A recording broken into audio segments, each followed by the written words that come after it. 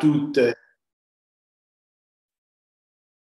Voilà, cette réunion a été effectivement enregistrée pour des raisons techniques et surtout pour nous permettre évidemment de faire des comptes rendus qui paraîtront dans différents supports et notamment dans notre revue très célèbre qui est adressée à presque 100 000 de nos collègues et de camarades Émile, qui est la revue du groupe de Sciences Po et de Sciences Po Alumni. Alors, au nom du groupe santé de Sciences Po Alumni, je voulais que j'anime, je préside avec notamment la présence de nos collègues et camarades Catherine Comaï-Chaput, que vous voyez, et Annie Chicoy, qui tous les trois nous avons animer cette soirée. Je voulais d'abord vous dire que nous sommes extrêmement heureux de vous accueillir donc au sein de cette visio-conférence du groupe santé de Sciences Po autour de nos invités que nous vous présenterons dans quelques instants et que je salue tout particulièrement. Donc nous recevons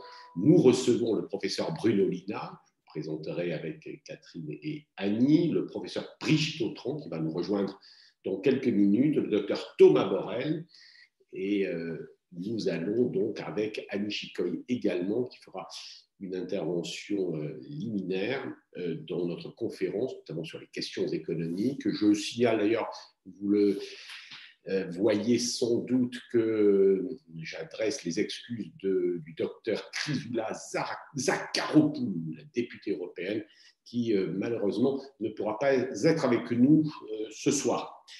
Nous allons traiter des questions scientifiques, médicales, économiques et industrielles, et je dirais même également sociétales, liées à la vaccination du Covid. Merci donc de nous suivre. Vous savez, on a quand même l'impression, et je crois que Sciences Po, celles et ceux qui ont fait Sciences Po ne me contrediront pas, nous avons le sentiment d'être entrés dans, en tout cas de découvrir, comme nous l'aurait dit Marcel Mauss, et les Sciences Po ont beaucoup suivi les travaux de Marcel Mauss, un fait social total. Parce que quand on regarde bien la réalité de cette épidémie, de cette pandémie que nous suivons depuis un peu plus d'un an, on se rend compte qu'il y a effectivement eu des questions scientifiques fondamentales. Nos invités traiteront notamment de ces questions-là. Nous avons tous découvert ce qu'était l'ARN messager. Alors, si on a un peu de souvenirs pour celles et ceux qui ont fait quelques études médicales, on se souvient bien d'avoir appris, alors là je parle pour moi, mais d'avoir appris ce qu'était à peu près approximativement l'ARN messager il y a une trentaine d'années. On se souvenait quand même que l'Institut Pasteur, et notamment les grands chercheurs de l'Institut Pasteur, avaient fondé plusieurs de leurs études découvertes et qui leur ont valu d'ailleurs la reconnaissance de la communauté scientifique mondiale sur, je crois, enfin M. Lina ou Mme Autran préciseront les choses, mais autour de ces questions liées à l'ARN messager, en tout cas à l'ARN. Ce sont également des questions médicales qui se sont posées et on a le sentiment, et nous livrerons à nos invités ces questions, à leur sagacité, nous avons effectivement eu le sentiment également que les hospitaliers, notamment les médecins hospitaliers ou les médecins généralistes, ont beaucoup appris de cette crise, notamment, nous dit-on, sur les questions de réanimation. Ce sont aussi des sujets sanitaires. On a vu que les hôpitaux en particulier, mais pas seulement, mais les hôpitaux ont été frappés de plein fouet par cette crise et dans le fond, on les a trouvés à la fois sans doute exceptionnellement courageux, en tout cas les hommes et les femmes qui le font, mais également très fragiles dans leur structure. Et puis, on a vu que c'était des questions logistiques, que c'était évidemment, ou que c'est, et je crois que l'on n'a pas tout vu, des questions économiques qui se posent, mais aussi des questions sociales, des questions sociétales. Et j'allais dire, le journaliste que je suis pourrait dire, last but not least, ce sont aussi des questions de communication. Et de ce point de vue-là, le pire n'est jamais décevant. Nous vivons cela, chers amis, depuis mars 2020. Mais souvenez-vous, pour celles et ceux qui nous ont suivis, en janvier 2020, probablement autour, je crois, du 18 janvier ou 20 janvier, nous recevions le professeur Salomon, Jérôme Salomon, le directeur général de la santé, qui était l'invité du groupe santé. de Sciences Po et qui nous alertait déjà sur une situation imprécise, sans doute nouvelle, de l'arrivée d'un virus menaçant et sans doute inquiétant. Probablement, il en savait plus que nous n'en savions, en tout cas que moi et que plusieurs d'entre nous.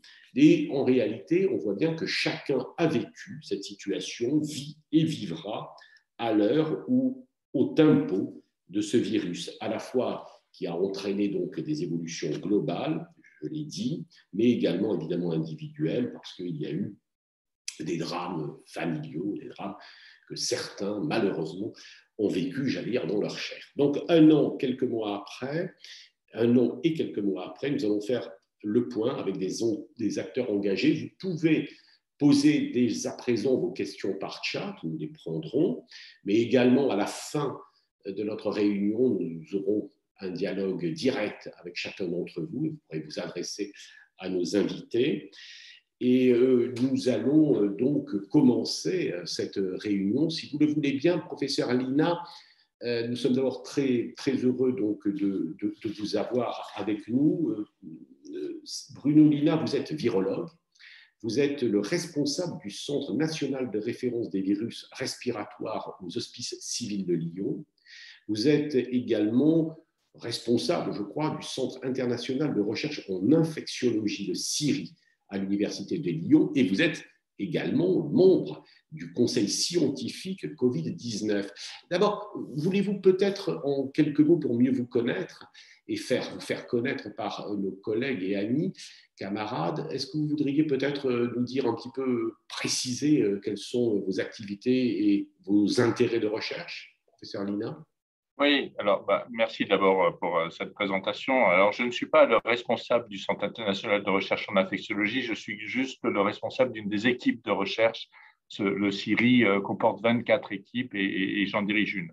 Et cette équipe, elle travaille plus particulièrement sur tout ce qui est de l'émergence au contrôle des virus respiratoires. On est vraiment dans la logique exacte de tout ce qui se passe en ce moment, en sachant qu'on s'est focalisé pendant très longtemps beaucoup plus sur les virus influenza, qui sont ceux qui ont un potentiel pandémique avéré, reconnu et important.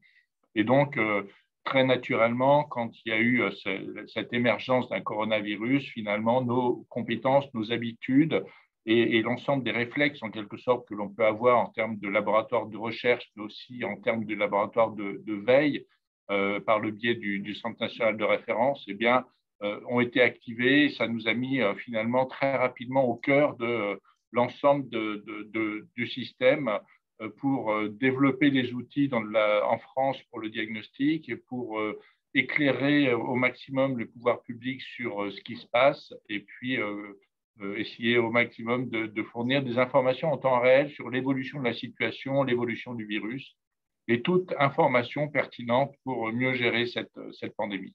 Vous aviez été surpris par ce virus. Quand est-ce que vous, Bruno Lina, vous avez été alerté, vous avez commencé à travailler sur… le dernier jour de 2019, le 31 décembre. C'est la première fois où vraiment j'ai entendu parler de ce virus. Avant, je n'en avais pas entendu parler. Et c'est au cours de la première quinzaine de janvier que vraiment on s'est attaché à comprendre un certain nombre de choses. Et on est rentré dans le vif du sujet à partir du 23-24 janvier avec les premiers patients parisiens et le 7 et le 8 février avec la gestion du premier cluster à Contamine, qui est donc dans les Alpes, à côté de Lyon, où on a pris en charge ces patients. Donc, c'est vraiment là qu'on a commencé à travailler sur ce virus. Très honnêtement, la dimension pandémique de ce virus et ce que l'on allait vivre, je l'ai compris plus tard, je l'ai compris à la fin du mois de février, pas avant. Donc, vous n'étiez pas quand vous l'avez. Dites-nous, je crois que ça nous intéresse vraiment beaucoup, nous qui ne sommes pas aussi impliqués ou versés dans des recherches de ce type. Dites-nous comment on l'apprend, comment se fait l'alarme, comment êtes-vous alarmé ou inquiété? C'est une très longue histoire. Alors, comme vous savez, il faut malheureusement que je vous quitte dans 2 minutes. Et je n'ai pas le temps de vous expliquer ça en 2 minutes. On y reviendra. Mais C'est un système qui est à la fois très, très complexe, mais qui est bien huilé du fait de l'habitude et du fait d'un certain nombre de situations réflexes, en quelque sorte, qu'on a appris à développer depuis la première vraie émergence qui a été gérée, celle du SARS et potentiellement de la grippe aviaire qui était survenue aux Pays-Bas en 2003. Et à partir de là, on a appris progressivement à gérer de mieux en mieux ce risque infectieux. Donc, Et je pourrais vous expliquer un petit peu tout ça. Et vraiment, il faut que je vous abandonne une quinzaine de minutes. Là. Non, non, je sais, mais je me disais simplement, et c'est la dernière question de présentation, et ensuite nous allons présenter vos autres invités. Il y a des moments dans la vie d'un chercheur comme vous, face à cette pathologie, des moments de panique ou pas? Ah, panique, non. Non, non, non, non, non. Non, honnêtement, pourquoi voudriez-vous que je panique? Non, c'est simplement, il y a des moments où on est très concentré, où on passe beaucoup de temps à travailler sur le sujet, mais non, on n'a pas, la panique ne sert à rien. La panique ne sert à rien. D'inquiétude forte ou pas? Oh ben non, en fait, on est vigilant et on essaye de gérer au mieux ce qui va se passer et de fournir des informations et d'acquérir des informations, des données. Donc, on est sollicité, on fait beaucoup de choses, mais on n'est pas terrorisé, on n'est pas paniqué. Ça, c'est de la sémantique de journaliste, hein, ce n'est pas de la sémantique de scientifique. Très bien. Bon, c'est la faute des journalistes. Très bien, mais je vais vous laisser également quelques instants aller voir nos confrères et vous revenez avec nous dans quelques minutes. Brigitte Autran, je crois que vous êtes avec nous également. Oui, bonjour. Bonjour Madame Autran. Bonjour. Très heureux de vous accueillir. Nous vous remercions de votre présence. Brigitte Autran, donc, nous sommes effectivement, je rappelle que vous êtes également infectiologue et que vous êtes professeur émérite à la PHP, à Pitié-Salpêtrière. Et nous connaissons bien, en tout cas, celles et ceux qui s'intéressent à ces sujets, vous voient souvent, vous écoutent, vous entendent. Voulez-vous peut-être également nous dire en quelques mots quelle est votre activité pour que nos amis vous connaissent? Très bien. Donc, je suis à la base infectiologue, mais je suis immunologiste. J'ai travaillé toute ma vie, effectivement, comme professeur de médecine en immunologie à la Pitié-Salpêtrière et à la faculté de médecine Sorbonne Université. J'ai travaillé essentiellement sur une infection émergente qui a particulièrement réussi, malheureusement, qui est l'infection VIH. Et j'ai travaillé sur l'immunologie du VIH, sur les traitements du VIH et sur les essais de vaccins contre le VIH qui malheureusement n'ont pas réussi à fonctionner. Et puis à partir de là, je me suis intéressée à d'autres virus associés au VIH, à d'autres virus émergents et aux vaccinations d'une manière générale. Et donc, j'ai fait partie à ce titre pendant 6 ans de l'OMS, du Comité de sécurité mondiale des vaccins, l'OMS, et pendant 15 ans du Comité technique des vaccinations. Donc, j'ai vraiment participé à de très nombreuses évaluations de vaccins et au succès de certains vaccins, comme notamment le vaccin contre le papillomavirus, qui malheureusement est très très peu prescrit en France, mais qui marche formidablement bien. Et puis au déboire d'autres vaccins, comme le vaccin VIH, qui malheureusement reste dans une ornière. Et c'est à ce titre que j'ai été sollicitée donc pour être membre du comité scientifique vaccin contre le Covid et du comité d'orientation de la stratégie vaccinale anti-Covid auprès du gouvernement. Et je suis également responsable d'un groupe d'experts à l'ANRS, l'Agence de recherche sur le sida et les maladies émergentes, pour les traitements, les immunothérapies, les traitements immunologiques de l'infection à SARS-CoV-2. Voilà pour votre ma présentation. Alors, je vais faire quand même encore, je ne sais pas si vous direz comme votre collègue, le professeur Lina, que je pose une question de journaliste, mais comment vous traversez cette période? Comment vous avez vous-même, c'est toujours intéressant pour celles et ceux qui ne sont pas ni immunologistes ni infectiologues, de voir l'état d'esprit dans lequel vous êtes face à cette. Comment ça s'est passé? Comme Bruno Lina, je ne suis absolument pas paniquée, car effectivement, quand on a la chance d'être baigné dans cette science, on réfléchit de façon rationnelle et on prend les faits qui étaient graves, bien sûr, hein, je crois qu'on n'a jamais connu une pandémie de ce type. Donc la gravité, évidemment, m'a impressionnée comme tout le monde, mais j'ai été passionnée par la science qui a été développée autour de cette maladie, la réponse médicale extrêmement rapide. Je voudrais souligner le fait que, et qui est souvent pas assez rappelé par les journalistes, c'est que les cliniciens qui au départ ont été évidemment débordés par cette maladie ont réagi de façon extraordinairement efficace, puisqu'il faut rappeler que la mortalité de la Covid a diminué de plus de la moitié entre la première vague qui a atteint la France et le monde en mars-avril 2020 et les vagues de 2021.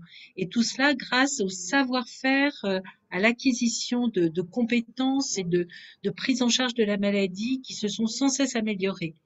Et puis, j'ai eu la chance de participer à cette aventure extraordinaire du développement extrêmement rapide du vaccin et de l'évaluation de ces vaccins. Et voilà, donc on est pris dans un un tourbillon de sciences positives qui nous emmènent et Alors, nous entraînent. on attend beaucoup, Madame Autran, de notre entretien pour que vous nous redonniez d'ailleurs, je pense, quelques chiffres quand même que l'on est à Sciences Po. Nous aimons quand même nous allons faire des cartographies, avoir des images précises, mais évidemment que vous fassiez avec nous le point sur les vaccins, ceux que nous avons, peut-être ceux que nous aurons, sans doute, nous l'espérons, et puis sur les campagnes de vaccination, et peut-être évidemment nous donner quelques perspectives, quelques objectifs d'abord, et puis des perspectives auxquelles les sociétés et les hommes et les femmes, évidemment, peuvent s'attendre. En tout cas, on a quand même le sentiment, effectivement, avec vous, d'être dans une situation exceptionnelle. Et nous avons ce soir la chance de vous avoir. Je présente également avec nos amis le docteur Thomas Borel. Bonjour, vous êtes également avec nous. Thomas Borel. Oui, bonjour Pascal, bonjour à toutes et à tous. Vous êtes médecin et vous êtes le directeur des affaires scientifiques du LEM, donc les entreprises du médicament. Donc on aura également avec vous probablement ce qui nous intéresse toujours beaucoup, c'est les questions évidemment industrielles, ce que l'on appelle l'innovation, l'évolution, ce que font les laboratoires. Nous faisons partie de celles et ceux qui pensons effectivement que le progrès vient également évidemment du médicament et des technologies médicales.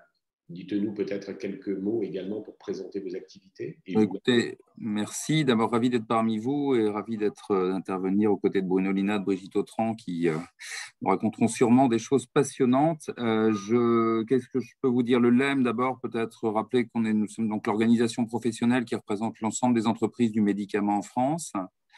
Voilà, juste peut-être pour vous posiez la question de l'état d'esprit des uns et des autres pendant cette crise. Évidemment, les entreprises du médicament, le LEM en particulier, et moi-même aussi, bien entendu, ont vécu tout cela avec une mobilisation exceptionnelle. Je reviendrai un peu plus loin pour caractériser les éléments exceptionnels de cette mobilisation qui ont commencé. Vous posiez la question à Bruno Lina, à quel moment est-ce que la mobilisation a été intense?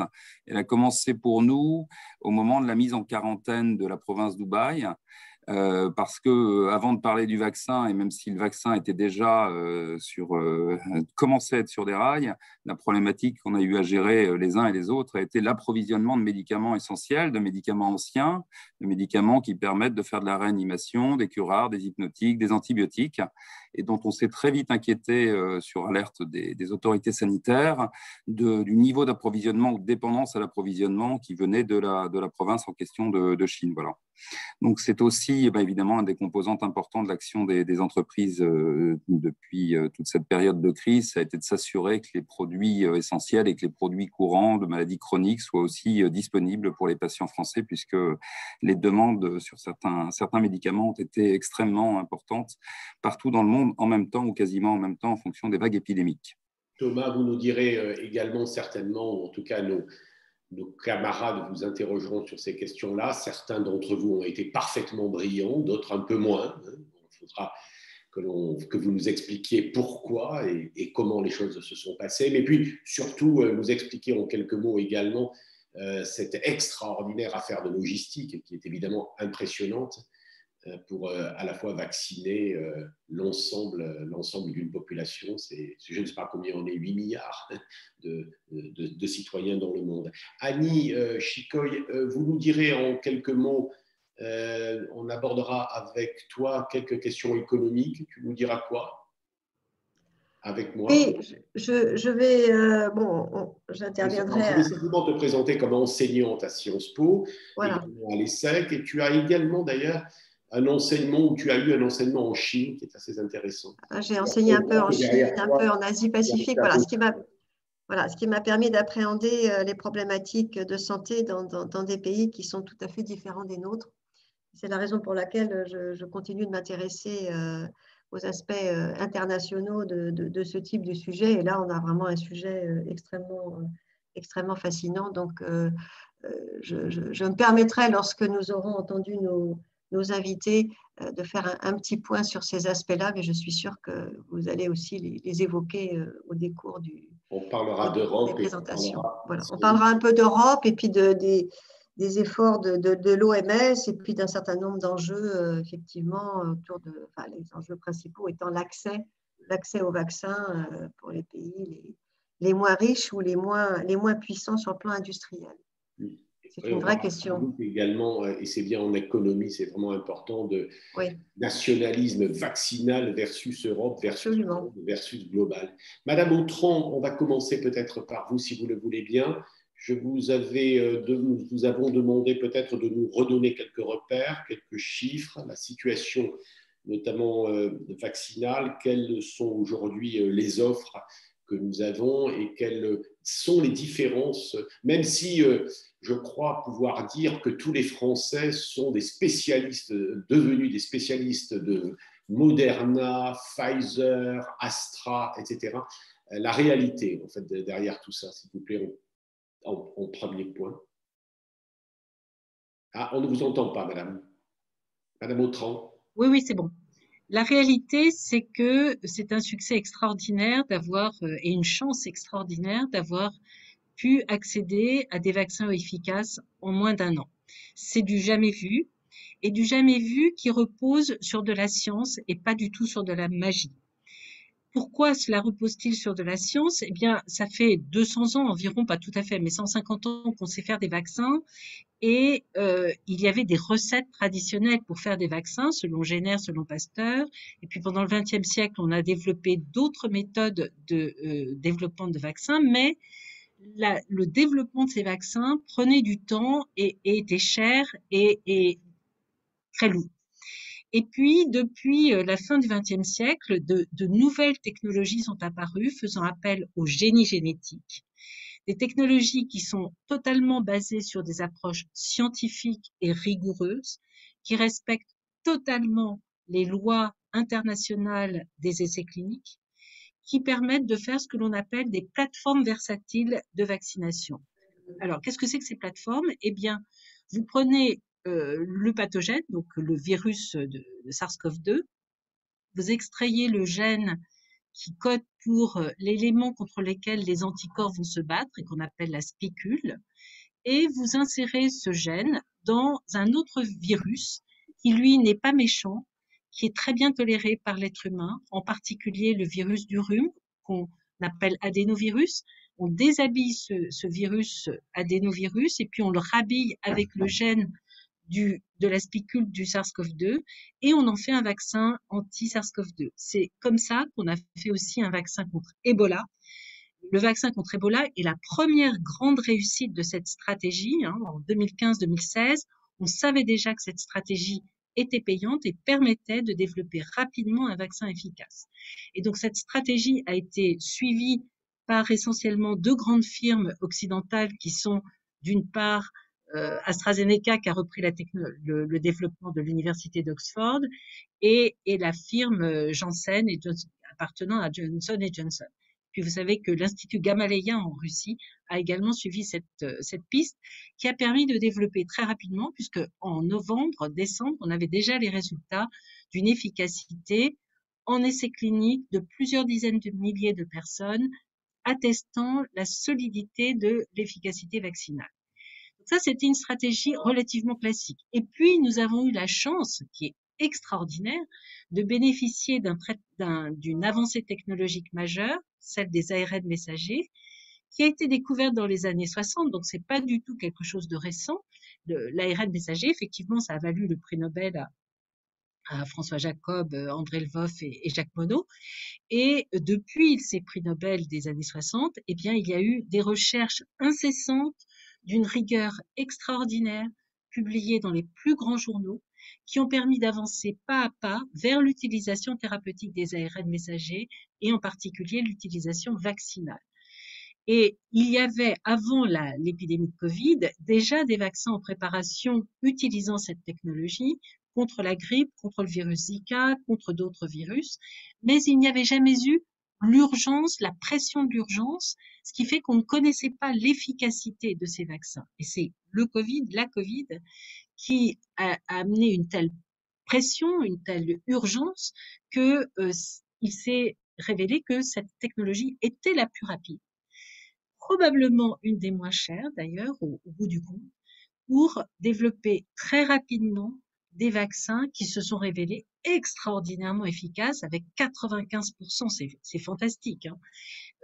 Tous les vaccins de la petite enfance sont efficaces à 95%, mais le vaccin contre la grippe, lui, il est efficace selon les bonnes années à 70%, les mauvaises années à 30%.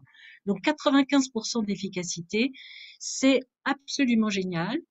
Et surtout, ces vaccins ont montré qu'ils étaient capables de protéger pas seulement le sujet jeune qui a un bon système immunitaire, mais également les sujets âgés. Donc, une avancée technologique, scientifique, industrielle, et Thomas Borrell sans doute pourra commenter sur cela, extraordinaire, qui a permis de produire très rapidement, grâce à une conjonction des avancées technologiques, une conjonction d'une coordination intergouvernementale entre les pays avec un appui financier énorme de l'État américain. Il ne faut pas le négliger. Hein, l'institution BARDA a financé très largement, si on a ces vaccins, c'est en grande partie grâce à l'argent américain. Mais ces vaccins ont été aussi, il faut le souligner, conçus essentiellement en Europe. Et puis, il y a une autre technologie qui est plus classique, qui a été la technologie suivie par Sanofi Pasteur en particulier, avec GSK, qui, elle, consiste non pas à utiliser le génie génétique pour fabriquer des vaccins, mais le génie génétique pour faire produire en industrie de la protéine spicule. Alors, cette approche est plus lourde et elle est plus longue. Et elle va donner des résultats, nous l'espérons bien, à la firme Sanofi Pasteur d'ici la fin de l'année. Mais voilà, il y a eu aussi des petits déboires industriels de développement. Mais en gros, nous avons 2 grandes familles de vaccins extraordinairement efficaces. Et puis, une autre famille qui va arriver, qui va sans doute être de la même efficacité. Et je n'ai pas parlé des approches plus traditionnelles développées notamment par la Chine, qui est une approche pasteurienne par excellence du vaccin inactivé et qui malheureusement a une moindre efficacité et que la Chine développe à l'intérieur de son pays et puis sur le plan international, mais je pense qu'on reviendra sur ces aspects. Voilà. Le vaccin, quelques questions, madame. Le vaccin inactivé, c'était finalement la tradition la vaccination oui. assez traditionnelle. Et celle-là, oui, c'est la vaccination traditionnelle. Donc, nous avons un certain nombre de vaccins traditionnels qui répondent à cette technologie. Le vaccin contre l'hépatite A, le vaccin contre la grippe, d'une certaine façon, appartient à cette catégorie. L'avantage de cette approche, c'est que c'est assez facile. Vous faites pousser du virus et puis vous l'inactivez et vous avez un vaccin. L'ennui, c'est que vous immunisez contre beaucoup de choses. Alors qu'avec les approches de type ARN messager ou vecteur viral ou protéines recombinantes, vous focalisez la réponse immunitaire sur l'élément le plus important de la protection immunitaire. Je trouve que vous nous avez bien expliqué la première stratégie, assez dans le détail pour ce que nous pouvons en comprendre. Peut-être sur l'ARN messager, insister peut-être un tout petit peu plus pour nous dire comment ça se passe. Alors, sur l'ARN messager, donc il y avait des écueils importants à la vaccination parce que l'ARN messager constitue un signe est vécu par notre organisme comme quelque chose de dangereux. Donc, pendant la fin du XXe siècle, les scientifiques ont appris à maîtriser cet ARN messager, à le modifier sur le plan chimique pour le rendre acceptable par notre organisme. Et ceci a permis d'envisager, d'utiliser cet ARN messager à visée thérapeutique. Il faut souligner le rôle extraordinaire d'une chercheuse américaine d'origine hongroise qui s'appelle Katalin Karikó, qui a inventé le processus de modification de l'ARN pour le rendre, pour le tolérer et pour le rendre utilisable sur le plan thérapeutique et vaccinal. Tout le monde pense que Katalin Karikó aura le prix Nobel, car c'est vraiment grâce à elle que l'ARN a pu être maîtrisé pour être utilisé sur le plan thérapeutique. Et puis, il est nécessaire d'emballer cet ARN messager dans des petites bulles de graisse qu'on appelle des liponanoparticules qui permettent de protéger cet ARN et de l'injecter plus facilement. Et donc, ce qui est formidable, c'est que en injectant l'ARN, on va injecter le messager qui va dire à nos cellules de fabriquer de la protéine spicule. Et donc, c'est nous qui servons d'usine à produire le vaccin et nous en produisons en quantité très importante, ce qui permet d'activer facilement le système immunitaire et de produire des taux d'anticorps très importants. Voilà. Pour vous montrer que je vous écoute bien, Madame Autran, vous n'avez pas détaillé la 4e famille qui viendrait. Oui, j'en ai parlé un petit peu, qui est la famille des protéines recombinantes et des nanoparticules recombinantes. Donc là, il s'agit de extraire le gène également, utiliser le gène qui code pour la spicule du coronavirus, mais au lieu de le mettre directement dans un vaccin, ce gène, on va le mettre dans des lignées cellulaires, dans des cellules qu'on va faire pousser au laboratoire, et ce sont ces cellules qui vont produire la protéine spicule, et on va récolter la protéine spicule, on va la purifier, et on va l'injecter soit sous forme soluble avec des adjuvants, soit on va l'aider à faire des particules. Et c'est donc cette nouvelle famille que nous aurons d'ici la fin de l'année, qui est une famille plus classique. C'est le modèle du vaccin contre l'hépatite B, c'est le modèle du vaccin contre le papillomavirus. D'excellents vaccins. Donc, il n'y a aucune raison de penser que ces vaccins ne marcheront pas. Ils vont marcher, c'est certain, mais ils sont plus lourds à fabriquer. Madame Autran, c'est peut-être ma dernière question avant que Catherine interroge Monsieur Lina et puis que nous interrogions Thomas Borel. Et puis, on répondra aux questions qui vous seront posées. Vous êtes une spécialiste, effectivement, du VIH. Je voulais vous demander, alors on n'est pas dans un cours de virologie, pour autant, malgré tout, c'est une attente extrêmement forte de la part de toute la société, et en particulier de nous tous, qu'il y ait une avancée, alors on espère définitive sur le sida. Maintenant, on sait bien qu'il y a eu des progrès, bon, etc. Mais enfin, qu'est-ce qu'il en est est-ce que cette crise, en d'autres termes, je vais exprimer autrement, est-ce que cette crise du Covid pourrait nous faire vraiment avancer sur la recherche de la vaccination sur le sida? Alors, la réponse est certainement oui, mais en partie seulement, car il est, entre guillemets, facile de faire un vaccin contre le coronavirus. La protéine spicule se protège peu contre les anticorps neutralisants. Ça n'est pas du tout le cas du VIH. Le VIH est un virus beaucoup plus redoutable qui se protège lui-même contre l'action du système immunitaire et qui cherche tous les moyens d'échapper au système immunitaire. Et c'est la raison pour laquelle il n'a pas été possible jusqu'à maintenant de faire un vaccin. Alors, vraisemblablement, cette nouvelle technologie des ARN messagers va accélérer le développement de nouveaux vaccins contre le VIH, mais il ne faut pas rêver. La même opération magique qui a été faite, extraordinaire, qui a été faite avec le coronavirus, risque de ne pas avoir les mêmes succès avec le VIH, car les obstacles sont bien plus importants avec ce virus. Alors, et c'est une question de nos amis que je vous pose. Alors, beaucoup spéculent, nous dit Léondra, sur l'habileté de l'ARN messager à modifier notre ADN. Hein, cette question, oui, enfin, elle est posée. Qu'on s'avère... Que nous en dites-vous? Alors là, c'est très clair. C'est très clair. L'ARN messager, c'est un produit qui est naturellement formé dans nos cellules Vous savez que notre code génétique est porté par l'ADN et pas par l'ARN. L'ARN messager n'est qu'une copie de l'ADN, car l'ADN reste dans le noyau des cellules. Le noyau des cellules, c'est comme un coffre-fort à l'intérieur des cellules qui contient un code génétique. Et ce code génétique n'a pas le droit de sortir de la cellule. La seule chose qu'il ait le droit de faire, c'est d'envoyer un messager à l'extérieur du noyau. Et ce messager, c'est l'ARN messager. Une fois que l'ARN messager est sorti du noyau et va dans ce qu'on appelle le cytoplasme de la cellule, donc le reste de la cellule, là, il donne les ordres de synthétiser les protéines qui constituent notre squelette cellulaire. Et en aucun cas, l'ARN messager n'a le droit de retourner dans le noyau. C'est impossible. C'est strictement impossible. Il y a des barrières physico-chimiques qui interdisent à l'ARN messager de retourner dans le noyau. Donc, c'est la même chose pour le vaccin à base d'ARN messager.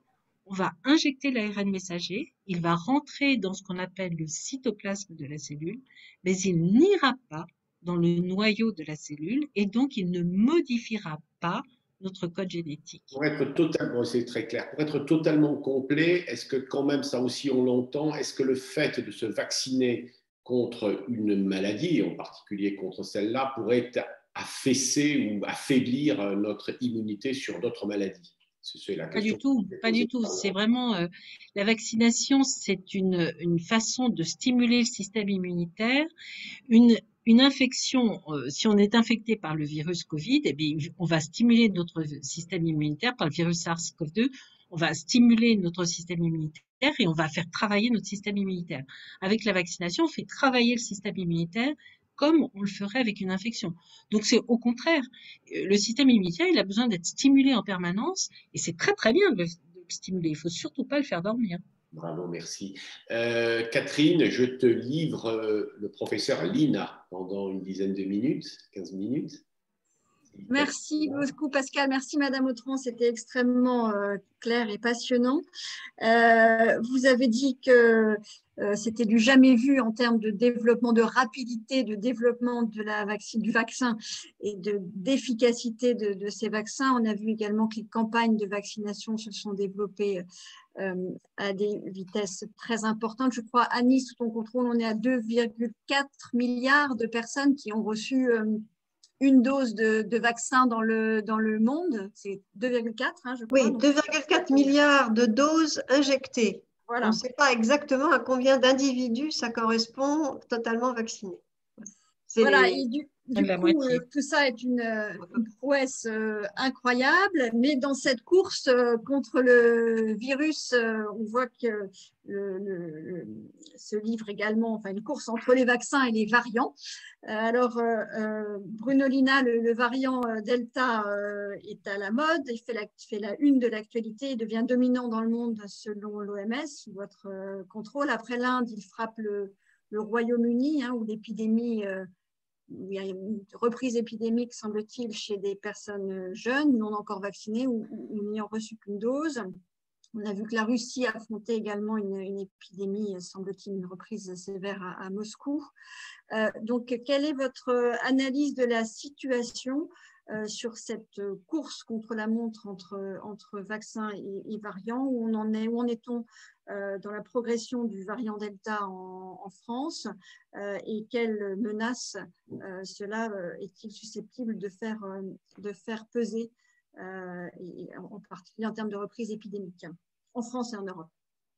Oui, alors d'abord, le problème est effectivement mondial, c'est-à-dire qu'on ne peut pas regarder simplement avec le petit prisme de ce qui se passe en France, quelle est la dynamique épidémique au niveau international. Il faut bien comprendre qu'on est dans un phénomène pandémique et qu'un phénomène pandémique, c'est un phénomène explosif, durable et qui ne s'arrête que lorsque tout le monde est immunisé. Donc, tant que tout le monde ne sera pas immunisé, le risque restera. Et ça, c'est quelque chose que beaucoup de gens n'ont pas compris. C'est-à-dire que ce virus, il a une propension inexorable à infecter tout le monde. Mais tout le monde, c'est 100% de la population mondiale. Et donc, le meilleur outil qu'on a pour ne pas être infecté, c'est la vaccination. Et cette vaccination, elle nous protège aujourd'hui. Je pense que Brigitte était suffisamment convaincante, je n'ai pas besoin d'en remettre une couche. elle nous protège aujourd'hui contre tous les lignages de virus qui circulent. C'est-à-dire que ce sont des vaccins qui sont avec des niveaux d'efficacité incroyables et sur lesquels personne n'osait rêver lorsqu'on commençait à penser à la vaccination. Et donc, comme on est dans une dynamique épidémique, ce virus, d'abord, il n'a pas de cerveau. Hein. Un virus, ça ne réfléchit pas. Un virus, ça subit l'environnement. Et dans son environnement, le virus, actuellement, il voit deux choses. Il voit un certain nombre de régions où il y a des mesures de freinage, comme on dit chez nous, hein, tout ce qui concerne la réduction du risque de transmission, et il voit de l'immunité commencer à se mettre en place, l'immunité qui l'empêche d'infecter. Et donc, ce virus, comme il a encore beaucoup de monde à pouvoir contaminer, il va contourner un petit peu ces difficultés et il va continuer à donner des bouffées explosives dans les espaces où l'immunité n'est pas suffisamment grande, avec, en même temps, du fait qu'il va donner de très nombreux cas, potentiellement générer des virus qui présentent des modifications, ces modifications lui apportant un avantage. Et c'est donc qu'il est en train de sélectionner petit à petit des virus qui sont potentiellement soit plus transmissibles, soit échappant un petit peu partiellement à la réponse immunitaire préexistante. Et on est encore dans cette période-là. Donc finalement, ce qui s'est passé en Grande-Bretagne avec le variant UK, ce qui s'est passé en Afrique du Sud, ce qui s'est passé au Brésil et ce qui s'est passé en Inde se ressemblent beaucoup. C'est des phénomènes d'apparition de virus dans un contexte d'épidémie extrêmement importante dans une population donnée qui favorise l'apparition d'un virus avec un avantage par rapport à la population préexistante. Ce qui signifie très clairement que le variant Delta ou indien est le virus qui va devenir majoritaire en Europe dans quelques semaines. C'est une évidence et c'est quelque chose vis-à-vis duquel on ne pourra rien faire. C'est comme ça.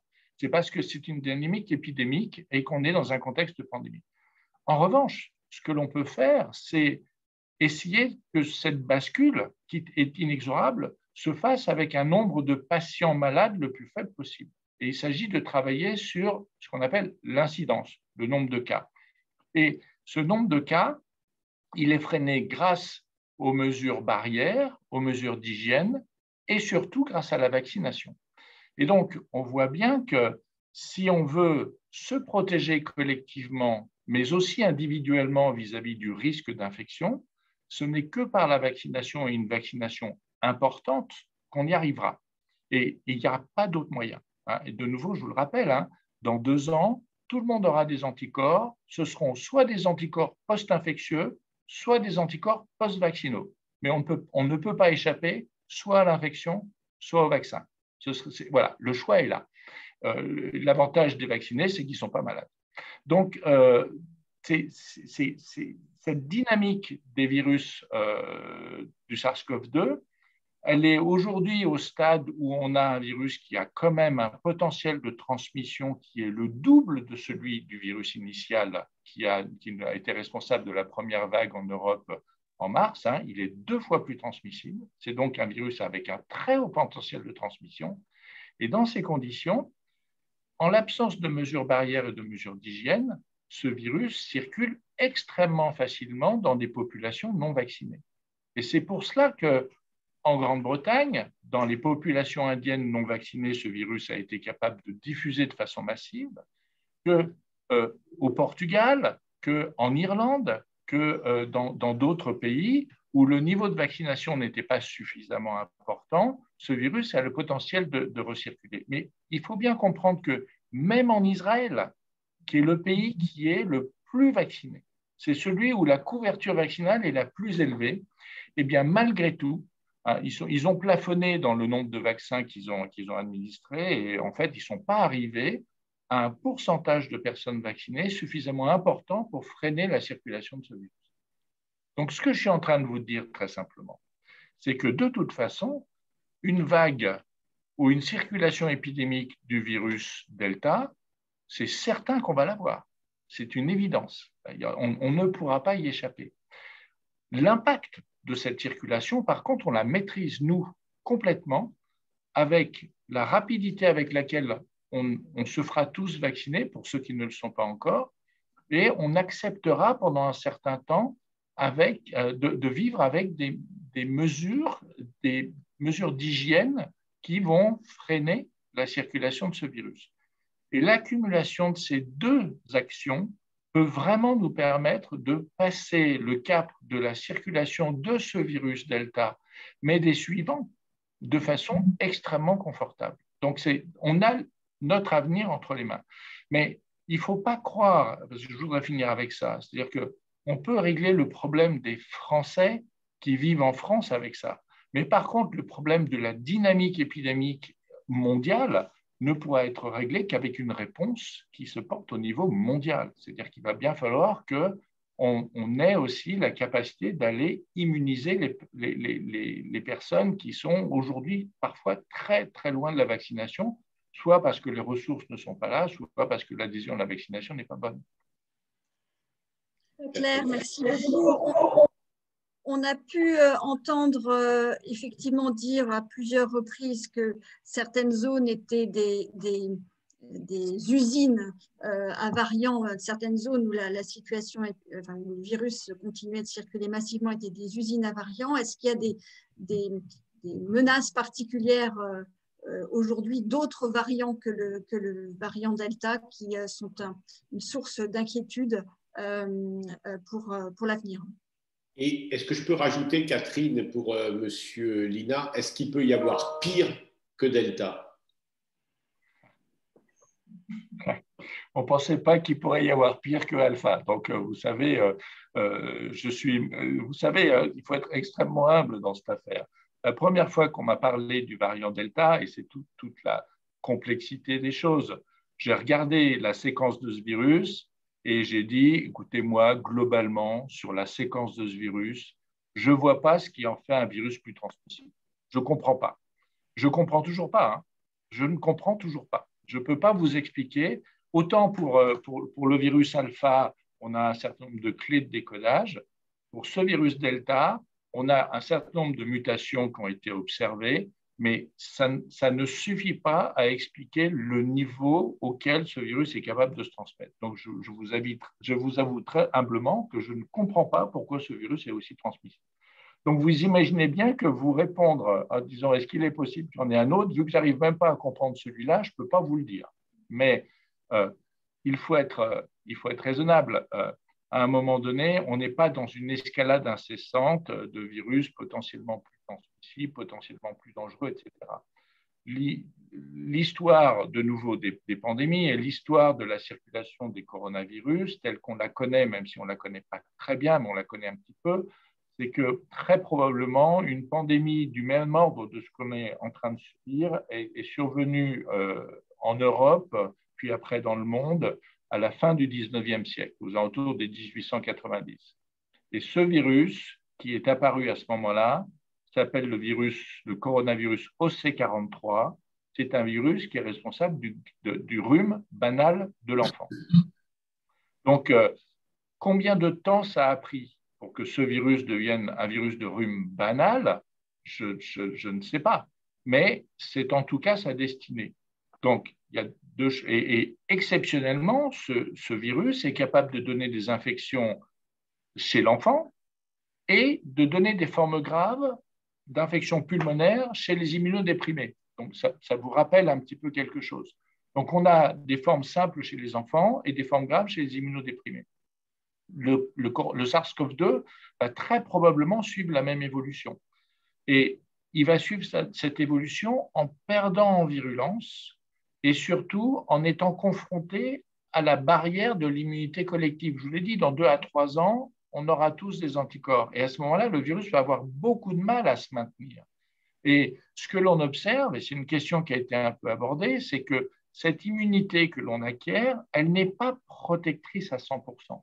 Mais par contre, c'est une immunité qui combine à la fois de l'immunité humorale et cellulaire, et Brigitte le raconterait beaucoup mieux que moi, mais cette immunité humorale et cellulaire, parfois, elle n'est pas suffisamment performante pour empêcher que vous soyez infecté avec un peu de nez qui coule, 2 jours de fièvre. Par contre, elle vous protège contre les formes graves. Elle vous protège contre le risque de faire une pneumonie sévère et de finir en réanimation. Et c'est donc pour ça que progressivement, on aura, malgré le fait que le virus circulera encore, peu de risques d'avoir des formes graves. Et ce virus sera peut-être en train de s'atténuer finalement. Et lorsque l'on regarde l'évolution des virus OC43, on sait qu'ils sont capables de changer un petit peu et qu'une infection acquise 10 à 15 ans plus tôt n'est pas forcément encore protectrice 10 à 15 ans plus tard. Donc, ils sont encore capables d'évoluer, mais très lentement et sans pouvoir pathogène. Donc, voilà, c'est pas... Peut-être que le variant indien est le dernier dans la dynamique de ces virus évolutifs. Je suis convaincu, moi, que l'ensemble des virus, à un moment donné, ont une espèce de convergence évolutive. Mais est-ce qu'on est arrivé à ce stade de convergence ou pas encore? Je ne sais pas. Moi, j'avais l'impression qu'on commençait à l'approcher avec un certain nombre de mutations, dont la 452, qui est celle qui est vraiment la signature de ce variant, et qu'on avait l'impression qu'on était arrivé au bout du potentiel évolutif, mais il se passe quelque chose d'autre, probablement dans les autres gènes du virus qu'on n'a pas encore compris. Peut-être on va peut-être un complément à Madame Autran, puis il faudrait qu'on interroge Thomas.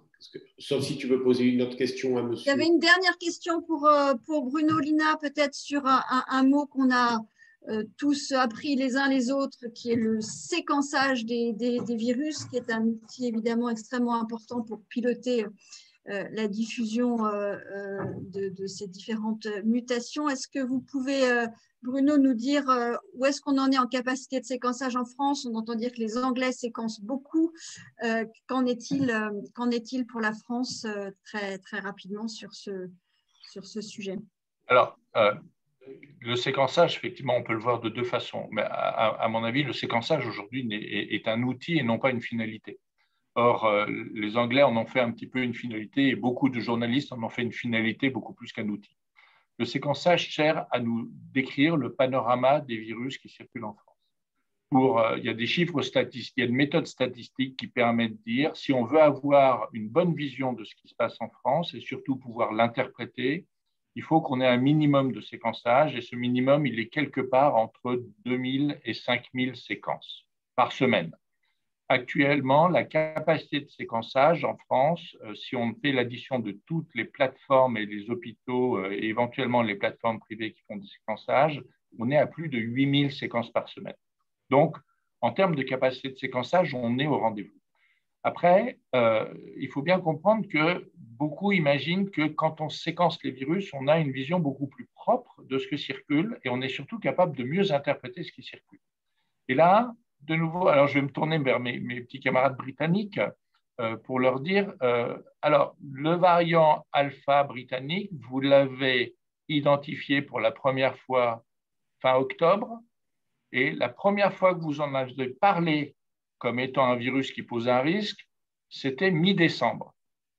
Qu'est-ce qui s'est passé entre fin octobre et mi-décembre? Pourquoi est-ce que vous avez mis 2 mois à avertir la planète d'un virus que vous aviez séquencé de multiples fois, mais vous n'avez pas été capable de voir que c'était un variant d'intérêt? Donc, c'est là où je veux en venir. C'est-à-dire que ce n'est pas parce qu'on séquence qu'on fait bien.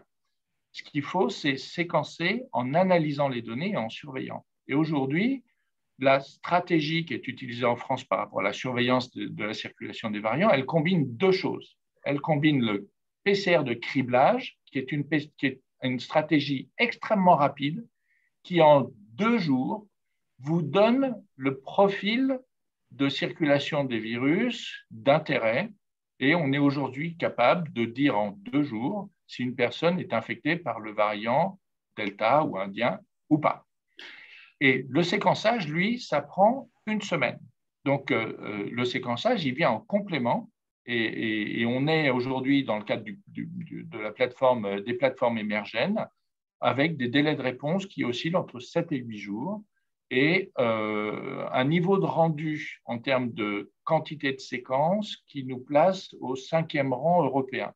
Donc, après avoir entendu qu'on était tous très mauvais, qu'on ne faisait pas bien, finalement, on se rend compte qu'on on a été capable de détecter un certain nombre de lignages. Il y a aujourd'hui 20 lignages de virus différents qui circulent en France. Vous entendez parler du variant britannique, du variant indien, mais il y en a 18 autres, dont certains, vous entendrez parler d'eux seulement peut-être la semaine prochaine, mais ils sont déjà identifiés en France et ils ont déjà été séquencés. Donc, on est en capacité de faire du séquençage, mais il faut de nouveau que lorsqu'on réfléchit avec les outils, c'est qu'on sache pourquoi on le fait et à quoi ça sert. Et aujourd'hui, on sait pourquoi on fait du séquençage, donc on sait combien on doit en faire pour le faire bien et comment utiliser les résultats.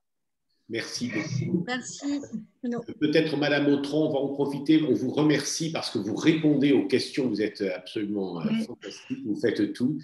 Donc, vous répondez aux questions du chat. Est-ce que vous pourriez nous faire peut-être une intervention complément de M. Lina qui vous y invitait, et puis on passe à notre invité suivant. Merci. Mon intervention va être très simple. J'adhère complètement à ce qu'a dit Bruno Lina et en particulier préciser mes réponses aux questions du chat.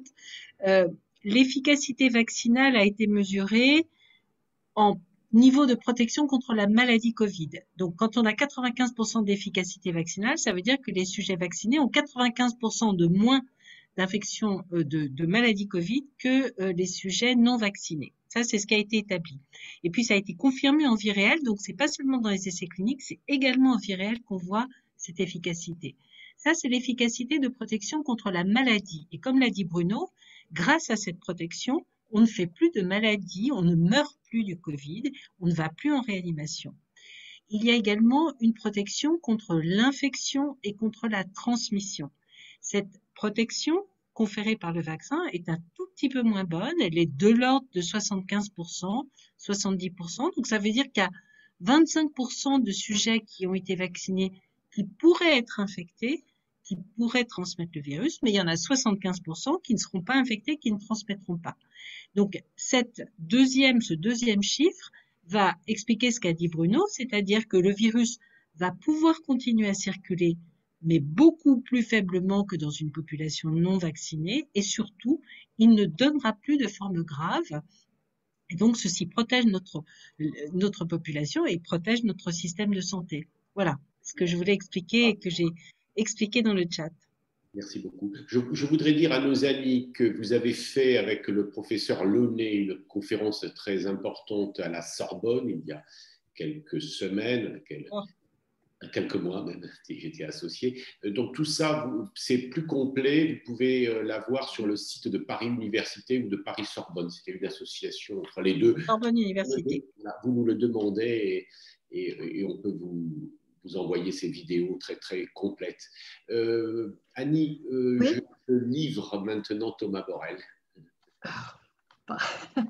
En tout cas, merci professeur Autran, parce que votre dernier commentaire nous incite tous, même si nous sommes vaccinés pour une bonne partie d'entre nous, à conserver ces règles d'hygiène qui demeurent tout à fait nécessaires et il faut l'avoir en tête, hein, même si la transmission diminue, elle existe encore.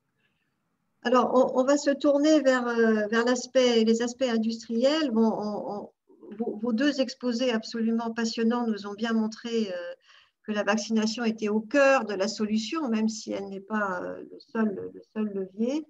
Et cette vaccination est arrivée avec un développement extrêmement rapide. Il y a un exploit industriel, je ne sais pas si on peut parler d'exploit industriel aussi pour démarrer aussi vite des productions absolument phénoménales par rapport à la production usuelle de vaccins et toute une série de questions sur le plan industriel. Donc, on va se tourner vers Thomas, qui a une longue expérience depuis la recherche clinique dans l'industrie pharmaceutique et tous ces prolongements pour accompagner les produits sur le marché, qui connaît vraiment, vraiment le secteur. Et Thomas, est-ce que tu peux nous apporter quelques explications sur ces points? Pourquoi on a développé si vite, pourquoi on arrive si vite à produire et pourquoi on ne produit pas encore plus vite et qu'est-ce que ça représente du point de vue des industriels? Bien volontiers. Je Si je devais résumer en un mot, pourquoi cet exploit est-il réalisé, c'est d'ailleurs ce que vous soulignez, Madame Autran, aussi en introduction, c'est parce qu'il y a eu un exploit de collaboration inédit, inédit entre tous les acteurs. Je vais y revenir aussi bien sur la recherche que sur la production, entre les équipes de recherche publique, les États, etc. C'est ça qui a fait que ce qui est normalement la mise au point d'un vaccin, ça peut être, on dit entre 7 et 10 ans, selon les vaccins, c'est très variable, c'est assez variable selon les typologies de vaccins. Je ne vais pas revenir sur ce sujet-là. La production en général se fait quand le vaccin est mis au point et que l'autorisation de mise sur le marché est quasiment disponible, ou un peu avant évidemment, et à ce moment-là, on commence à produire. Donc, un des éléments importants de la dynamique qui s'est jouée du côté des industriels, ça a été de synchroniser très très tôt, de prendre des risques sur la production, alors même qu'on n'avait quasiment pas de visibilité sur l'efficacité dont on rappelait tout à l'heure les niveaux. Donc ça a été un élément très important qui a permis de rendre ça, effectivement, ce vaccin disponible en 12 mois. L'autre point, je vais quand même revenir sur 2 ou 3 points d'historique, mais juste pour reprendre tout le travail que font les équipes du professeur Lina et d'autres équipes qui ont une certaine connaissance du Covid, qui avaient déjà travaillé sur le SARS-CoV, sur le MERS-CoV, etc., et qui d'ailleurs avaient déjà fait l'objet de tests vaccinaux, ont permis aussi de s'appuyer sur ces compétences et du coup d'enchaîner très très vite, parce que les collaborations sont mises en place entre les équipes de recherche publique et les équipes industrielles notamment, des projets de recherche vaccinale. Donc là, effectivement, on en a quelques-uns qui sont bien connus, Astra avec Oxford sur certaines approches. Vous avez eu aussi des collaborations inédites, d'ailleurs, je viens de dire, au sein de la sphère industrielle, où vous avez des grands groupes pharmaceutiques qui sont habituellement concurrents, qui développent sur des vaccins dans le même domaine et qui se sont retrouvés très, très vite. C'est-à-dire, il faut qu'on bosse ensemble parce que vous avez des compétences sur le côté technologique de la production industrielle que nous n'avons pas, ou des moyens de production ou des moyens de produire plus vite que nous n'avons pas, et donc nous allions pour le faire. Donc cette dimension-là, elle a été effectivement majeure. Je rajouterai, pour reprendre ce qui a été évoqué tout à l'heure sur la dimension du financement, il est clair que les prises de risque, à la fois des entreprises, parce que quand elles commencent à lancer des processus de production conséquents et qu'elles mobilisent toutes leurs lignes de production sur cette chaîne, elles prennent le risque que le vaccin ne soit pas à hauteur des réponses attendues sur le plan du bénéfice clinique. Mais bien entendu, des États, vous l'avez rappelé, Madame Autran, tout à l'heure, il est clair que des financements aussi conséquents que ceux qui ont pu être mis en place par la BARDA, et aussi l'Europe d'ailleurs. L'Europe a quand même effectivement organisé aussi, du financement de la recherche, du financement du pré-achat, c'est ce qui se passe depuis quelques mois. Ça a été quand même aussi un levier très fort pour que les industries puissent continuer, les entreprises du médicament, continuer à accélérer leur développement, etc. Juste peut-être pour compléter aussi quelques chiffres, d'abord, aujourd'hui, on a, je crois, 4 vaccins qui sont avec une autorisation de mise sur le marché conditionnelle en Europe. Conditionnelle parce que, j'aurais dû le dire en introduction, tous ces processus de développement, tous ces processus de production n'ont absolument pas été modifiés quant aux normes de qualité et de sécurité des vaccins qui sont testés. C'est-à-dire que tout ça s'est fait en parallèle, tout ça s'est fait de façon très collaborative, mais tout le caractère normatif de cette industrie, aussi bien sur le plan du bénéfice clinique, de la sécurité, de la pharmacovigilance aujourd'hui et de la technologie de production, sont toujours les mêmes. Ça n'a pas changé. Et donc, du coup, cette dynamique-là, ayant conduit à avoir aujourd'hui 4 vaccins avec une autorisation de mise sur le marché conditionnelle. Conditionnelle, pourquoi? Parce que de nouvelles données sont produites, à la fois des données cliniques, et comme c'était indiqué précédemment, des données de vie réelle qui permettent d'estimer encore un peu mieux sur une population plus large les bénéfices obtenus et éventuellement les risques lorsqu'il y en a. Et du coup, vous avez quand même encore quasiment, je crois, 400, et je suis toujours, moi, surpris de voir le nombre de produits ou de candidats vaccins qui sont en développement, qui ne cessent de croître encore aujourd'hui, avec beaucoup qui sont en phase dite préclinique, c'est-à-dire avant qu'ils ne soient testés chez l'homme, mais qui sont des potentielles ressources pour d'autres formes variants et d'autres approches vaccinales dans les années qui viennent. Un petit point sur l'enjeu industriel en particulier, pour vous donner, puisque vous disiez, Pascal, que dans cette communauté, vous appréciez les chiffres, nous aussi, bien entendu, et je voudrais juste mettre en regard un chiffre des volumes de vaccins produits. Habituellement, en temps normal, vous avez l'industrie du vaccin produit à peu près 5 milliards de doses par an pour tous les vaccins standards en dehors du Covid. Aujourd'hui, là, au mois de mai, on en a, je crois, 2 milliards qui ont été mis à disposition sur le Covid. Et les estimations, j'espère raisonnables, mais a priori raisonnables, nous amèneraient à avoir 10 milliards de doses produites d'ici la fin de l'année. Donc, on est quand même sur un rapport de 5 milliards en volume habituel pour tout vaccin à 10 milliards en capacité de production uniquement sur le Covid. Donc, c'est vous dire à quel point toutes les unités de production qui peuvent exister soient très spécialisées sur la technologie de la production vaccinale. Je peux en détailler si vous le souhaitez un petit peu, mais vous avez des unités de production qui sont effectivement toutes celles qui sont sur l'extraction cellulaire, l'amplification cellulaire, l'utilisation de bioréacteurs, etc., et qui utilisent les quelques grandes entreprises du vaccin que vous connaissez, qui d'ailleurs, je vous l'indique aussi, sont pour bonne partie sur le territoire européen. 80% de la production mondiale vaccin est en Europe aujourd'hui. Et donc, toutes ces unités de production, donc à la fois les spécialistes, mais aussi toutes celles qui peuvent servir à la suite de la chaîne, c'est-à-dire ce qu'on appelle le remplissage, le packaging du vaccin, etc., ont été mobilisées pour effectivement obtenir les chiffres que je viens de vous indiquer. Donc oui, on est dans un exploit, qui est un exploit évidemment aussi industriel, mais je réinsiste, qui est avant tout un exploit industriel par les collaborations extrêmement fortes, qui continuent d'ailleurs, entre les différents acteurs.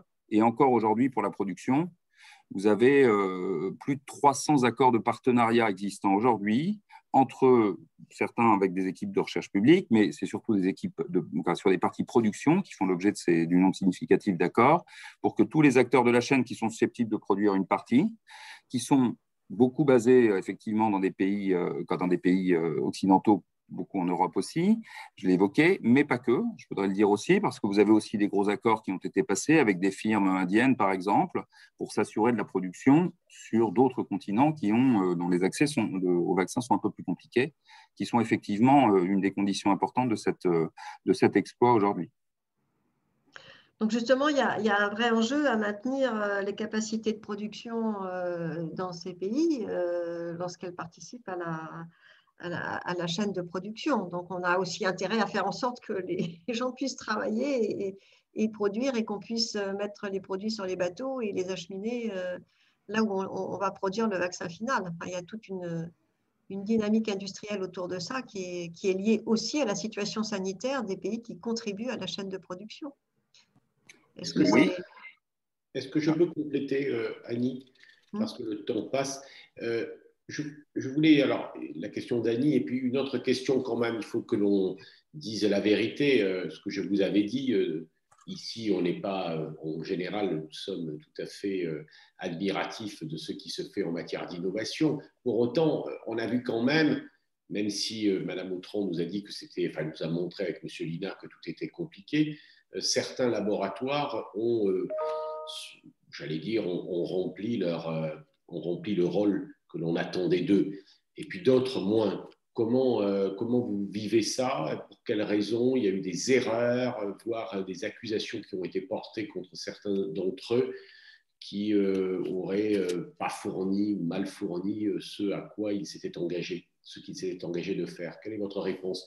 Nous aimons ici aussi à Sciences Po d'abord la transparence et d'autre part dire réellement les choses sur les mécanismes. Non.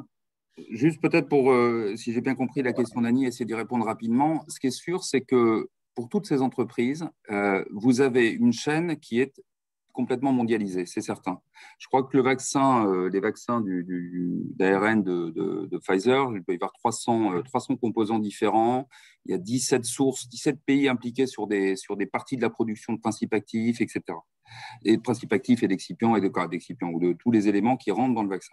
Donc, du coup, cette chaîne-là, elle est quand même, on a les mêmes sujets indépendamment du vaccin, j'évoquais tout à l'heure les tensions d'approvisionnement au début de la crise, qui montrent bien l'interdépendance d'un certain nombre d'acteurs de la chaîne sur le plan géographique international. Si c'était le sens de ta question, Annie, je confirme bien qu'on est là.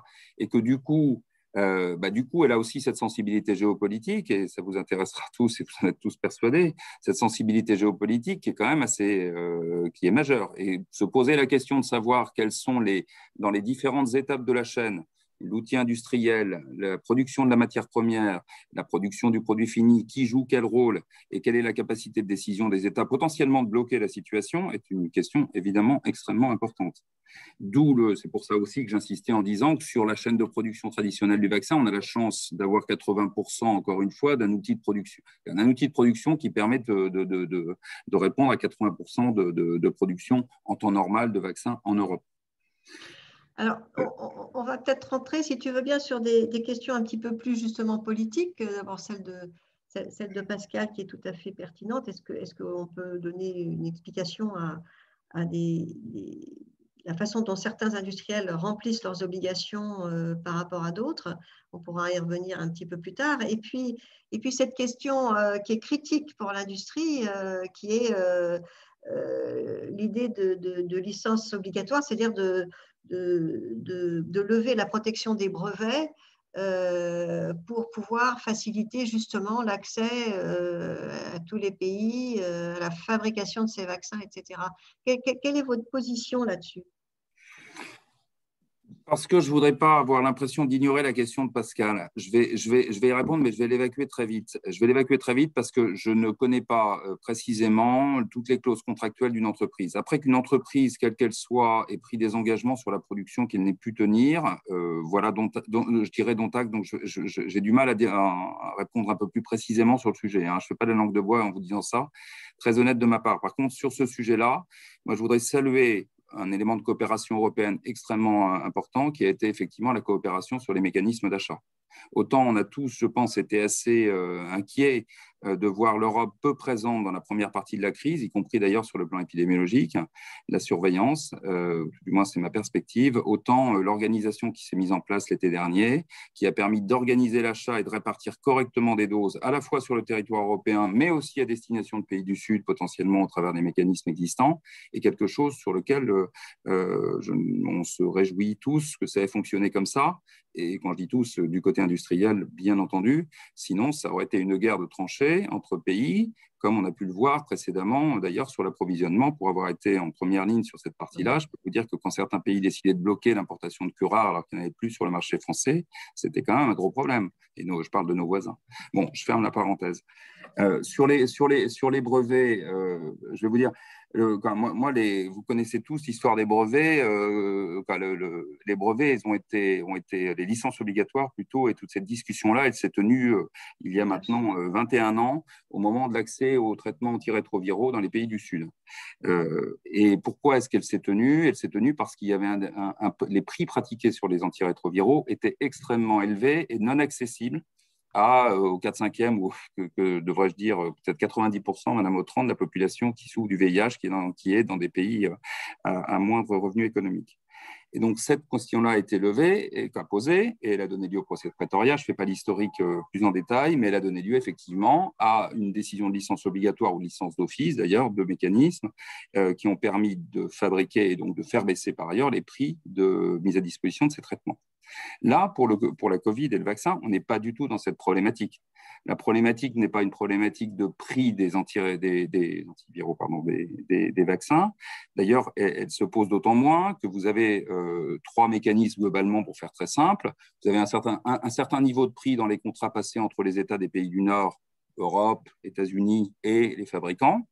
Ces fabricants ont en général tous des prix différenciés pour les pays du Sud, qui vont jusqu'à parfois la vente de leur vaccin ou la mise à disposition de leur vaccin à prix coûtant, donc sans aucun bénéfice, selon le niveau de revenu et selon les politiques des laboratoires. Et puis par ailleurs, le troisième approche, c'est les mécanismes organisés au niveau international, du type COVAX, qui ont permis effectivement d'acheter des doses à prix coûtant, voire de certains industriels qui les mettent à disposition dans le cadre de ce mécanisme, pour pouvoir les mettre à disposition de tous. Sachant que les industriels ont tous la même position de façon extrêmement claire et sans aucune difficulté, c'est que le seul objectif est que la population mondiale soit vaccinée pour en finir avec cette épidémie. Alors, premier point. Deuxième point, les brevets, on se dit, tiens, les brevets, on va avoir le brevet, donc ça y est, on a le mode d'emploi, on met ça dans la machine, paf, le vaccin arrive. C'est pas du tout comme ça que ça se passe, évidemment. Le brevet, d'abord, c'est pas la recette détaillée de toutes les composantes de la fabrication d'un vaccin. Évidemment, ce n'est qu'une partie, ce n'est même pas une recette d'un très bon cuisinier dans un livre de cuisine, c'est beaucoup plus compliqué que ça derrière de produire. Donc, indépendamment même de l'outil de production, je veux dire, dans les éléments qui figurent dans le brevet. Deuxième point important, c'est que derrière, effectivement, la production en tant que telle, vous auriez même tout le détail de la production. La production en tant que telle nécessite de mobiliser des compétences techniques de ressources humaines, du matériel de fabrication qui est très spécifique à l'industrie du vaccin et qui n'est pas du tout le même que ce qu'on a, par exemple, dans l'industrie du médicament chimique. Ce serait un médicament chimique très classique, le vaccin.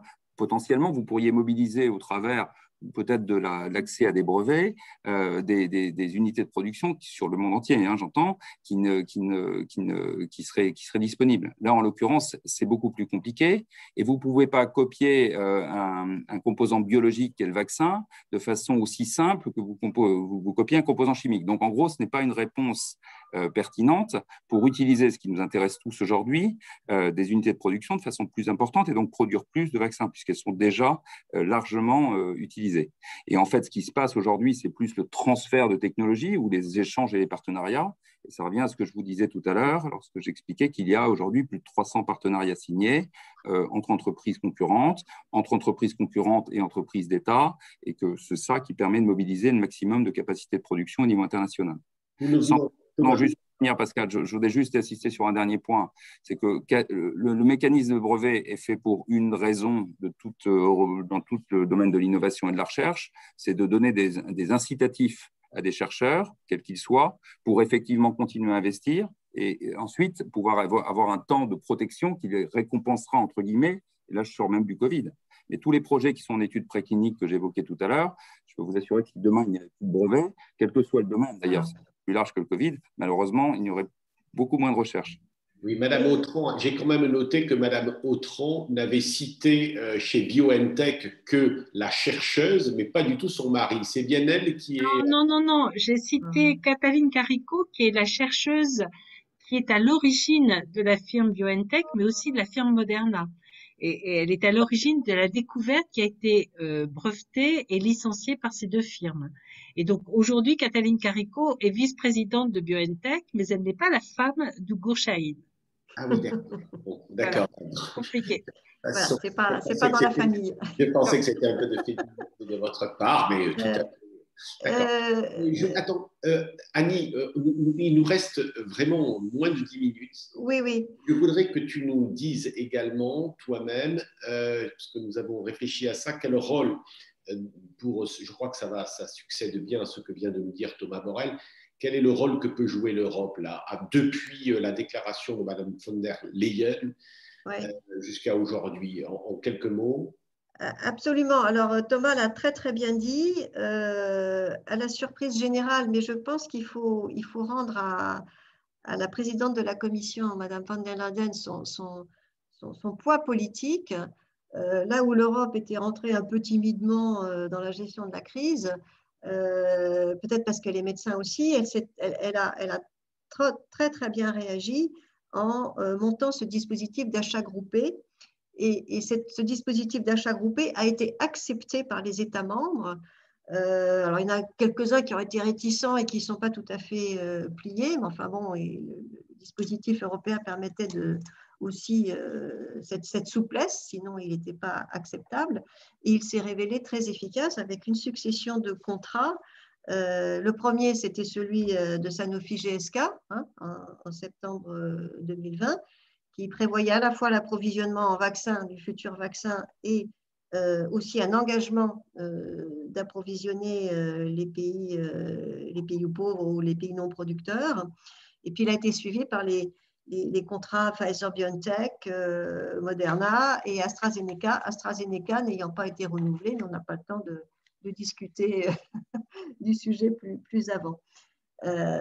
Donc effectivement, Thomas, tu as fait très bien de le dire et en fait tout ça s'est passé à l'espèce d'accord cadre qui a laissé assez de souplesse aux États membres qui ont gardé l'entière maîtrise, il faut le souligner parce que c'est dans l'esprit du principe de subsidiarité sacré de l'Union européenne qui politiquement fait marcher le système. il aurait resté la responsabilité totale de la politique de vaccination, du déploiement des vaccins à gérer dans leur pays. Et on a vu que les stratégies n'étaient pas forcément homogènes. Mais quelque part, on arrive, puisque certains pays ont fait, qui ne sont pas les Européens les plus convaincus, comme la Hongrie, ont fait un peu bande à part. Voilà. Annie, est-ce que tu pourrais nous donner une sorte de réflexion et nous montrer l'importance de COVAX versus nationalisme vaccinal? Alors, on l'a déjà évoqué et les explications que nous a données le professeur Lina vont tellement dans ce sens-là. Le vrai problème, c'est d'éviter ce qu'on appelle le nationalisme vaccinal. Et pour l'instant, les États-Unis et l'Europe, dans une moindre mesure, enfin pour l'instant, jusque tout récemment, on va plutôt le dire comme ça, ont eu tendance à privilégier l'approvisionnement de leur population, même si l'idée qu'une vaccination élargie était incontournable, était déjà là, et même si certains économistes ont montré que si on ne vaccinait pas l'intégralité de la population, eh bien, on pouvait compromettre tous les efforts de redressement économique que les pays nantis font en favorisant massivement la vaccination. Donc là, il y a un vrai enjeu. Alors l'archétype, c'est Boris Johnson, hein, qui a fait de la vaccination de sa population un peu la sortie de sa crise politique à lui. C'est un peu noyé le poisson du Brexit, encore qu'il est en train de se faire rattraper par le sujet. Mais les résultats sont là. La population, en 14 avril 2021, 47% de la population anglaise était vaccinée, 17% en Europe et 37% aux États-Unis. Bon, on a heureusement beaucoup accéléré le système, mais c'est quand même loin.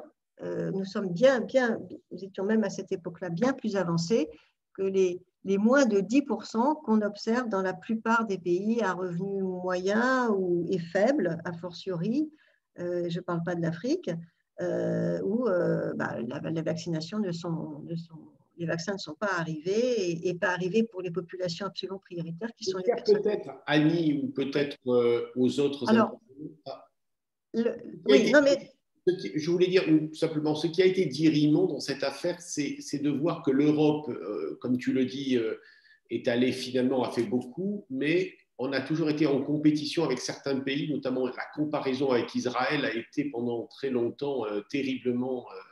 oui, parce que de toute façon, je veux dire, Israël a une démarche complètement autoritaire et alors pour le coup, le nationalisme vaccinal a été total en Israël. Madame Oui, moi je suis tout à fait d'accord. Il faut pas. Enfin, c'est encore une comparaison journalistique, mais Israël avait décidé d'une stratégie d'achat à prix élevé, d'achat pour couvrir l'entièreté de la population avec du vaccin de type BioNTech. Point. Et donc voilà. Et il faut aussi. Moi, je crois qu'il faut aussi insister sur le fait que la France, qui se retrouve aujourd'hui à peu près dans la moyenne du taux de vaccination des pays occidentaux, finalement a fait très bien, puisqu'on partait de très bas avec une hésitation vaccinale qui était supposée toucher plus de 50% de la population. Eh bien, malgré tout, on arrive à faire presque aussi bien que l'Allemagne, et il faut arrêter de se comparer tout le temps à l'Allemagne. Et donc, la France est arrivée à mener une campagne de vaccination qui, effectivement, a été poussive au début, et qui a pu porter à critique, mais qui aujourd'hui est très efficace et vraiment, c'est un succès. C'est un succès de vaccination. Je crois que les jeunes continuent à se vacciner. Et donc, moi, je suis contente de parler aux anciens élèves de Sciences Po parce que, évidemment, ici, on est dans une stratégie de santé publique et donc de politique de santé publique. Et ce qu'il faut bien prendre en compte, c'est que malheureusement, aujourd'hui, comme toujours, ce sont les populations les plus défavorisées socialement qui ne se vaccinent pas. Et donc, il est indispensable que l'État, les communautés fassent du aller vers, c'est-à-dire facilitent l'accès à la vaccination, essaye de convaincre ces populations défavorisées en France de se faire vacciner, car non seulement il faut vacciner l'ensemble de la planète pour limiter l'émergence de variants, ça c'est vraiment indispensable, mais il faut aussi, chez nous, vacciner toutes les personnes qui sont susceptibles, par leurs attaches familiales, de retourner dans des pays à risque. Donc voilà, le risque de sous-vacciner la planète, il est vrai chez nous, et la diversité de la population française est telle qu'il y a une vraie stratégie politique. Donc, avec le comité d'orientation de la stratégie vaccinale et Alain Fischer, nous sommes très attentifs à cela. C'est un point majeur et qui est vraiment de la politique au sens noble du terme. C'est un beau mot de conclusion. Vous avez, oui. À nos autres invités, on termine dans 3 ou 4 minutes. Vous avez tout à fait raison de souligner ce point et on en a la preuve avec la problématique rencontrée par le Royaume-Uni aujourd'hui avec les échanges indiens. Enfin, c'est absolument évident. Mais au-delà de nos populations sensibles et difficiles à atteindre, vous avez c'est le monde qu'il faut arriver à atteindre. Oui, bien sûr. Et là, alors c'est là l'enjeu et le directeur général de l'OMS, le docteur Tedros, moi j'ai suivi plusieurs des conférences de presse tenues toutes les semaines mondiales sur le sujet. À chaque fois, chaque conférence de presse, il est là et il redit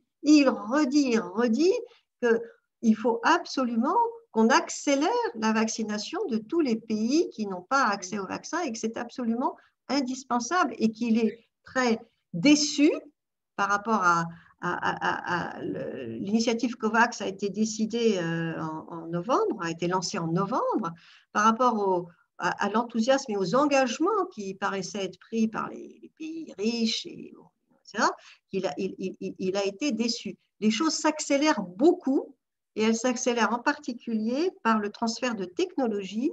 Et la toute dernière conférence de presse de l'OMS sur le sujet a annoncé la création d'un hub de transfert technologique en Afrique du Sud. D'ailleurs, le président Macron lui-même est venu intervenir dans cette conférence de presse pour expliquer qu'il y a une participation française importante et que ça y est, enfin un des leviers de la solution que d'ailleurs Thomas avait tout à fait suggéré, et tout à fait, on ne fait pas des vaccins comme ça du jour au lendemain, donc c'est pas, le problème du brevet n'est pas le problème essentiel, mais ça y est, ça commence à démarrer, l'idée étant de rendre les régions du monde autonomes en termes de fabrication de vaccins. Mais ça, c'est pour le moyen terme. Le moyen terme, c'est quoi? C'est la fin de l'année ou le début de l'année 2022. Et à court terme, aujourd'hui, c'est le mois de juin, le mois de juillet, le mois d'août qui vont être critiques pour que les personnes qui ont déjà reçu une première dose aient leur deuxième dose en Inde, au Brésil, enfin, dans tous ces pays. Voilà. Donc, je vais m'arrêter là parce que… D'accord, parfaitement d'accord. D'accord, voilà. Mais là, effectivement, c'est 19h30. On va demander un mot de conclusion à M. Lina, à Thomas, et avec Catherine et toi, on va te remercier, nos amis. Tu as raison, Pascal. Bruno, Lina. Oui, une conclusion. J'aimerais bien pouvoir dresser une conclusion, mais on est vraiment qu'au milieu de l'histoire. Donc, la seule chose qu'on peut dire, c'est qu'aujourd'hui, dans cet épisode absolument extraordinaire, hein, dans tous les sens du terme, on a aujourd'hui accumulé un nombre d'atouts et de connaissances qui sont extrêmement importantes. Et si jamais on a une reprise épidémique majeure, c'est qu'on aura raté collectivement quelque chose. Donc, c'est vraiment ça le message aujourd'hui. On est dans une situation qui, théoriquement, devrait nous donner un peu de confort, mais le confort ne signifie pas d'abandonner toutes les mesures et tout ce qu'on a appris. C'est simplement d'être raisonnable et de profiter de la vie en étant raisonnable. C'est tout. Et de retenir avec vous que le virus n'est pas malin, il n'a pas de cerveau. Non, ça n'a pas de cerveau, un virus, ça n'a pas de cerveau. Donc voilà, gardons-le notre cerveau. Thomas Borel. Moi, je finirais juste sur le mot confiance sous deux angles. Le premier, c'est que cela a démontré quand même une forte confiance qui n'était pas toujours simple entre les différents acteurs, les acteurs publics, les acteurs privés, industriels, chercheurs, etc. État aussi, parce que les prises de risques étaient évidemment de toutes et tous. L'autre sujet dont on n'a pas beaucoup parlé, c'est le sujet de la confiance dans les vaccins des citoyens. Et des citoyens, là je pense évidemment aux citoyens que nous sommes français, mais bien entendu aussi largement aux citoyens des pays du Sud, parce qu'aujourd'hui, il n'est pas dit que même en mettant des doses de façon conséquente dans les pays du Sud, la confiance dans les vaccins soit si simple et que la logistique des vaccins étant complexe, ça peut poser des vrais problèmes d'adhésion à des politiques vaccinales.